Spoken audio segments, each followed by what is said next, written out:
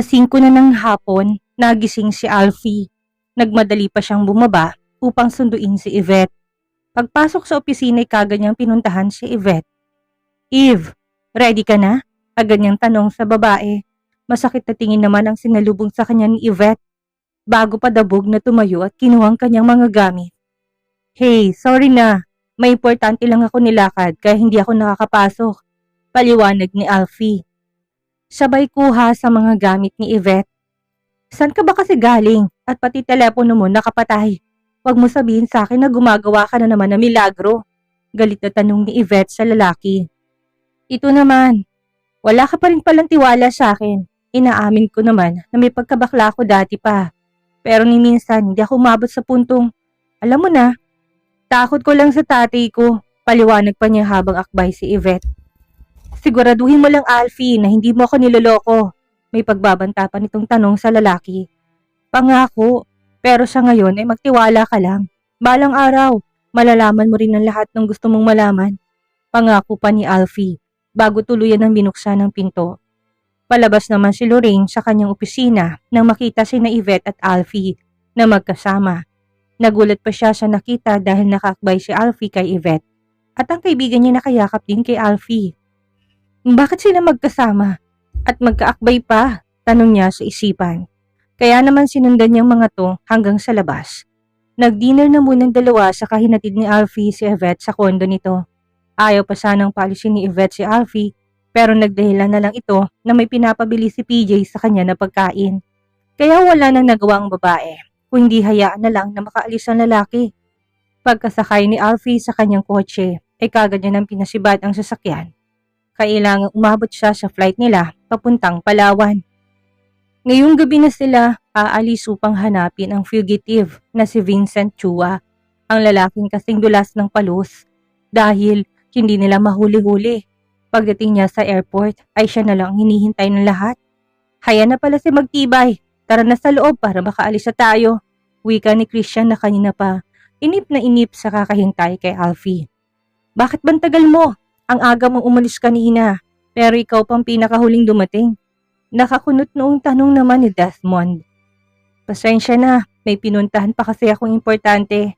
Sakay sila ng private plane ng pag-aari ng Orbit papuntang Puerto Princesa City. Ang dating nila sa Puerto Princesa International Airport ng Palawan ay sumakay na naman sila ng SUV papunta sa bayan na kung saan sila maghahanap. Halos 2 oras din ang itinagal ng kanilang biyahe bago nakarating sa lugar. Madaling araw na silang nakarating kaya naman wala ng mga sasakyan ang makikita sa mga kalsada ng probinsya. Napaka-payak din ng uri ng pamumuhay ng mga ito dahil halos lahat ng bahay na kanilang nadadaanan ay gawa lamang sa kawayan. Ang mga bubong ng mga kabahayan ay karamihang gawa lang sa nipa at kugon. Ang mga dingding ay gawa sa sawali at ang iba naman ay mga dahon lang ng nyog na inipit sa kawayan. Hindi lubos maisip ng mga agents ng Orbit kung anong hirap ang dinaranas ng mga tao dito. Paano sila nakakaraos sa kanilang pang-araw-araw na buhay sa ganitong kapayak na pamayanan? Nang marating nilang pinakahuling barangay, ay dagat ng kanilang nakita. Napakadaming bahay kubong nakatayo sa tabing dagat, mga bahay na pag-aari siguro ng mga mangingisda ng lugar. Nagpatuloy pa sila sa paglalakad hanggang sa may matanaw silang ilaw na nagmumula sa isang gubat. Maingat nilang binaybay ang masikip na daan papunta sa gubat na kanilang nakikita. Halos kalahating oras din ang nilakad nila bago narating ang lugar. Nang malapit na sila kagad silang nagtago sa mga halaman dahil may naramdaman silang gumagalaw sa kasukalan. Nakasuot sila ng night vision glasses kaya madali sa kanilang makitang nasa paligid. Ilang mga lalaki ang natanaw nilang papalabas mula sa gubat. May dalang mga to na kahon na yari sa kahoy. 2 tao ang may pasan sa isang kawayan na may nakabitin na kahon. Nakita nilang lumiko ang mga ito patungo sa makitid na daan. Mukhang daanan lang ito ng tao, palihim na sumunod sina Cyril at Joven sa mga lalaki na natiling nakatago naman ang ibang agents sa mga malalagong halaman. Ingat na ingat sa pag-apak sina Cyril at Joven. Ayaw nilang makahalata ang mga lalaki na may sumusunod sa kanila hanggang sa may matanaw silang malaking bahay sa hindi kalayuan. Kinuha ni Cyril ang kanyang binoculars with night vision. Kailangan niyang makita ng mas maliwanag ang malaking bahay na kanilang natatanaw. Tamang ang hinala niya, isang bahay ito at napakalaki nito. May 3 palapag ito at meron din itong sariling helicopter. Marahil ito ang ginagamit nila upang mapadali ang pagpunta nila sa kahit na saang lugar. Agad siyang nagpadala ng mensahe sa kanyang mga kasamahan upang makasunod ng mga to sa kanila. Kapansin-pansin din ng napakaraming tauhan ng may-ari ng bahay. May mga baril din ng mga to. Tamang binigay sa ating impormasyon, dito nga sa liblib na lugar na ito natin matatagpuan si Vincent Chua. Pabulong na sabi ni Joven kay Cyril. Kailangan mahuli na natin siya, sagot naman ni Cyril. Pagapang silang lumapit sa bakod ng malaking bahay. Pagdating nila sa may bakod ay kagad nilang pinutol ang mga wire. Saka itinulak pa loob dito sila dumaan upang makapasok sa loob. Pagkalapag pa lang ng mga kahon ay kagad nang binuksan ng mga lalaki ang kahon na kanilang dala. Maingat pa nilang tinanggal ang mga dayami na nakapaibabaw sa loob. Nang mahawi ang mga dayami ay kagad nang kinuhang mga laman at nilapag sa ibabaw ng lamesa. Magaling, papuri ni Vincent Chua sa mga tauhan nito. Boss, may kasunod pang mga yan. Maya-maya lang dadalhin na dito nila Kadyo, sabi ng lalaki. Mistiso, ikaw nang bahalang magdala ng mga to sa Sambuanga. Siguraduhin mo makakarating ang mga yan. Ayaw ko matulad sa nangyari sa Subic na nakuha lang ng mga operatiba ang mga epektos. Napakalaking halaga ang nawala sa atin. Dahil sa mga operatiba na yun, malaman ko lang kung sino sa kanilang dumali sa lahat ng mga negosyo ng aking pamilya. At ang kasamahan, babalatan ko talaga ng buhay ang mga animal na yun. Malakas sasabi sa kanyang kanang kamay. Huwag kang mag-alala boss, akong bahala dyan sa mga kargamentos natin. Mayabang na sagot naman ng tinatawag niyang mistizo. Maingat ang bawat galaw na pumapasok sa bakuran ng malaking bahay ang mga agents ng Orbit. Pinaikutan din nila ang lugar para makasiguro silang hindi makakatakas ulit si Vincent Chua. Nilagyan din nila ng mga bomba ang mga motor sa garahe, pati na rin ang helicopter na nandun. Nakita din ni Christian ang mga speedboat sa tabi ng dagat. Kaya't pinuntahan niya ito upang lagyan ng bomba. Matagumpay naman na nakapasok sa loob sina Joven at Cyril. Dumaan sila sa terrace ng 2nd floor. Maingat na pumasok ang dalawa at ingat na ingat sila sa bawat pag-apak nila sa sahig. Ayaw nilang makalikha ng kahit na anong ingay upang hindi makahalat ang mga tauhan ni Vincent Chua. Nakapasok na rin sina Diana at Pamela. Dumaan naman sila sa back door ng bahay. Agad na nagtago si Diana dahil biglang may pumasok na lalaki sa kusina. Hindi naman nagsindi ng ilaw ang lalaki at nagbukas ng ito ng ref. Agad na nilapitan ni Pamela ang lalaki at buong lakas niyang hinawakan ng ulo nito sabay pilipit. At nang marinig niyang tumunog na ang ulo nito ay kagad din niya sinalo upang hindi lumikha ng ingay kapag bumagsak ito sa sahig. Agad naman nila itong hinila at dinala sa ilalim ng lababo sa dirty kitchen. Muli silang nagtago dahil biglang bumukas ang ilaw ng kusina at pumasok ang 2 lalaki. Hinahanap nila lalaking kukuha sana ng tubig pero hindi na bumalik. Wala namang tao dito. Saan ba nagpunta si Dindo? Baka naman lumabas na. Tayo na. Baka nandun na yun sa tabing dagat. Mapagalitan pa tayo ng boses mistiso kapag tayo naman ang nahuli. Sagot naman ni isang lalaki.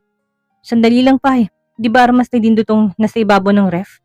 Tanong ulit na lalaki siya kikinuwang armas sa ibabaw ng ref. Oo nga pa eh. Kanya nga yan. Makakalimutin na talaga si Pai Dindo. Pati armas nakakalimutan. Sagot naman ng isa habang umiiling pa. Matapos makuha ang armas ay kagad na silang lumabas ng kusina. Nakahinga naman ng maluwag sina Pamela at Diana na pinagkasyang kanilang katawan sa ilalim ng lababo.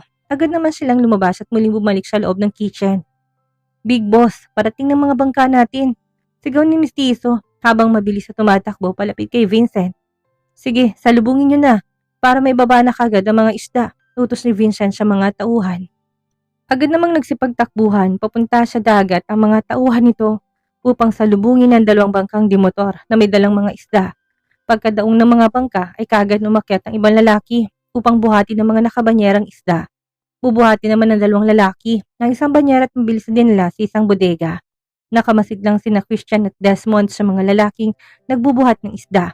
Nagtataka din sila kung bakit dinadala ito sa loob ng bodega.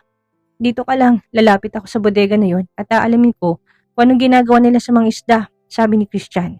Tumango lang si Desmond sa kanya at mabilis sa mga galaw na lumapit siya sa bodega. Sumilip na muna siya sa bintana, nagbabaka sakaling may makita siya sa loob. Naghiwalay ng landas sina Cyril at Joven upang mapadali ang paghalungkat ng ginagawa nila sa mga kwarto ng bahay. Umakyat si Cyril sa 3rd floor at si Joven naman sa 2nd floor. Nilagyan ni Cyril ng time bomb ang isang kwarto na una niyang pinasok. Maingat niyang sinara ang pinto sa kamuling naglakad. Papunta sa kabila, nasa itaas ng malaking puno ng kasoy si Alfie at Travis. Silang nagsisilbing sniper ng grupo. Mula sa itaas ng tanaw nila ang mga lalaking papalapit sa gate ng malaking bahay. May dala-dala rin ng mga ton na kahon. Mukhang may mapaglilibangan tayo dito. Habang naghihintay, wika ni Travis. Gusto ko yan, sagot naman ni Alfie. Sabay kasa ng kanyang sniper rifle with silencer. Akin na pinakahuli, sa'yo nang nauna, sabi ni Travis. Okay, sang-ayon naman ni Alfie, sabay nilang kinalabit ang kanilang mga armas. At sabay ding bumagsak ang dalawang lalaki. Sinunod kaagad nilang naunang dalawa at bagsak din kaagad ang mga ito. Mabilis na bumaba si Cyril, natapos niyang mailagay ang time bomb. Sa 3rd floor, sinalubong naman kaagad siya ni Joven at kaagad silang nagtago sa likod ng mga malalaking jar. May ilang lalaki ang pumasok mula sa main door ng bahay kaya kaagad silang napatago. Habang nakaupo sila ay bigla naman nag-vibrate ang phone ni Joven. Agad naman itong kinuha ng huli at tinignan kung sinong tumatawag. Biglang sumama ang loob ni Cyril dahil siya nakita nito sa phone ni Joven. Irish is calling ang nabasa ni Cyril sa screen ng phone. Agad naman kinansel ni Joven ang tawag, saka kagad nagpadala ng message. Sorry sweetheart, I can't talk to you right now. I love you. Sabay send ni Joven. Parang hinihiwang puso ni Cyril dahil siya nabasa nito. Bigla siyang nagkaroon ng takot sa kanyang puso dahil siya naisip na baka nga may naiwang girlfriend o asawa si Joven sa Amerika. Sakto naman na pumasok sa kabahayan ang isa pang grupo ng kalalakihan. Pagsilip ni Cyril ay nakita niya na isa na si Vincent Chua sa mga lalaki. Biglang sumiklab ang galit sa puso niya. Pinaghalong selos niya mula kay Joven at galit kay Vincent. Agad niyang kinasang kanyang armas saka mabilis na lumabas sa pinagtataguan. Sabay kalabit sa gatilyo ng armas. Nagpulasa naman ang mga lalaki na kanyang pinaulanan ng bala. Karamihan sa kanila ay mga tama ng bala. At kanya-kanyang tagong mga to dahil sa biglang pagsalubong sa kanila ng hindi kilalang kalaban. Nagulat si Joven sa ginawa ni Cyril. Napakabilis ng galaw ng babae at hindi man lang niya namalayan ang pagtayo nito. Cyril, are you out of your mind? Nanggigigil na bulong ni Joven. Pero alam niya na maririnig naman siya ng babae dahil sa suot niyang earphones.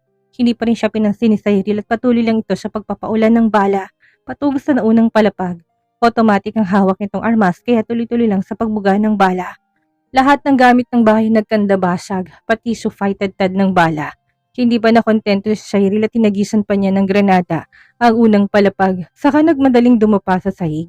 Dahil sa ginawa ni Cyril kaya sumiklab ang matinding laban sa loob at labas ng bahay ni Vincent Chua. Ang mga agents ng Orbit ay nagkanya-kanya na sa pagsugod sa mga kalaban. Lumabas na rin si Pamela at Diana at nakipagsabayan sa kanilang mga kalaban. Sina Alfie at Travis naman ay patuloy sa pag-snipe. Hindi nila kagad napansin ng isang lalaki na may hawak na bazooka at sa kanila ito nakatapat. Agad silang tumalon sa puno nang makita nilang palapit na sa kanila ang umaapoy na bala ng bazooka. Nagpagulong-gulong sila sa damuhan hanggang sa makarating sila sa masuka na bahagi saka nagtago. Anak ng pating.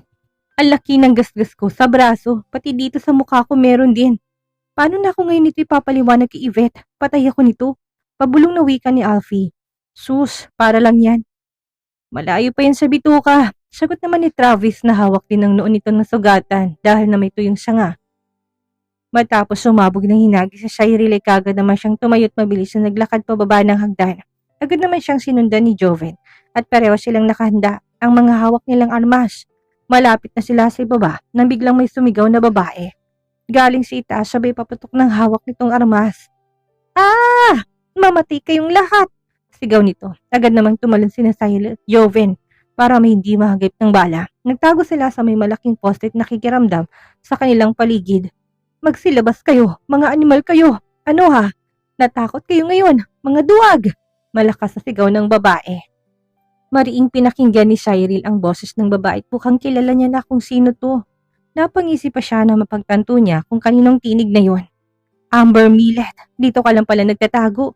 Bumaba ka dito at ipakita mo sa akin ang tapang mo. Puro kasalita. Mayabang ka lang dahil nakatungtong ka sa kalabaw. Sigaw ni Cyril upang mapalabas ang babae. Agad namang tumalon ng babae mula sa second floor. Nagulat si Cyril dahil hindi niya nakala na may alam na rin pala ito sa martial arts. Tatayo na sana si Cyril nang maramdaman niya. Pinisan ni Joven ang kanyang bewang. Pinapahiwatig nito na huwag siyang lumabas. Pero winaksilan lang kamay ni Joven sa biglang tumayong sabay talon ng pagtaas at napakaikot-ikot pa siya bago bumagsak. Tumalsik kaagad si Amber dahil sa lakas ng pagkatadyak sa kanya. Namimilipit pa to na bumangon mula sa sahig. Galit na galit naman si Amber dahil sa ginawa sa kanya ni Cyril. Bumangon siyang muli tinarap si Cyril. Muling bumangon si Amber mula sa pagkakadapa nito sa sahig. Naghanda naman si Cyril at balak na naman sana nitong tadyakan ng babae nang biglang naglabas ito ng armas. Ano ha? Sugod! Natakot ka na ba? Akala ko ba magaling ka? Sigaw ni Amber habang papalapit kay Cyril. Matama na naman nakatingin na si Cyril sa mga galaw ni Amber. Pinag-aralan niyang bawat kilos ng babae. Bigla siyang sinugod ni Amber at desididong babaeng saksakin siya. Hindi siya gumalaw sa kanyang kinatatayuan. Ngunit nang malapit na si Amber, kagad siyang tumagilid. Sabay hila sa kamay ni Amber na may hawak na armas. Malakas din niyang tinukod ang kanyang binti sa sikmura ni Amber. Dahilan upang mamalipit to sa sakit. Hindi pa nakontento si Cyril at ubod lakas niya na pinilipit ang kamay ni Amber. Nabitawan ng babaeng hawak nito dahil sa sakit na naramdaman. Agad namang sinipa palayo ni Cyril ang armas sa kabinitawan si Amber. Ngayon lumapad ka ng patas. Tignan natin kung hanggang saan ang lakas mo, galit na wika ni Cyril. Walang hiya ka. Kung sino ka man, hindi ako natatakot sa'yo. Sagot naman ni Amber sa kamuling sinugod si Cyril. Puro pag-ilag lang ang ginawa ni Cyril dahil gusto niyang mapagod ng gusto si Amber. Lalong nainis si Amber dahil lagi na lang naiwasan ng kanyang kalaban ang mga pagsugod na ginagawa niya. Muling sumugod si Amber kay Cyril. Naganda naman si Cyril sa gagawin niyang pagsalubong kay Amber. Agad na yumuko si Cyril upang maiwasan ang kamao ni Amber. Natatama siya na sa kanyang muka. Agad din niyang pinagalaw ang kanyang kamay at ubod lakas ng sinuntok sa sikmura si Amber dahilan upang mapayupong babae. Muling lumapit si Cyril at malakas sa sinipa sa tagiliran ng babae. Tumalon pa siya ng malakas sa kamuling binigyan ng malakas sa sipang babae dahilan para ito'y bumagsak. Lumapit ulit si Cyril at hindi pa rin siya nakontento at muli naman niyang hinilang buhok ni Amber sa kamalakas ninampas ang babae. Walang mali na bumagsak sa sahig si Amber habang patuloy na umaagos ng dugo sa kanyang ilong. Agad na napalingon si Cyril dahil may naramdaman siyang gumalaw. Mabilis namang sinugod ni Joven na lalaking nagising mula sa pagkakatulog nito. Malakas na suntok sa mukha ang binigay ni Joven sa lalaki dahilan upang dumugong ilong nito.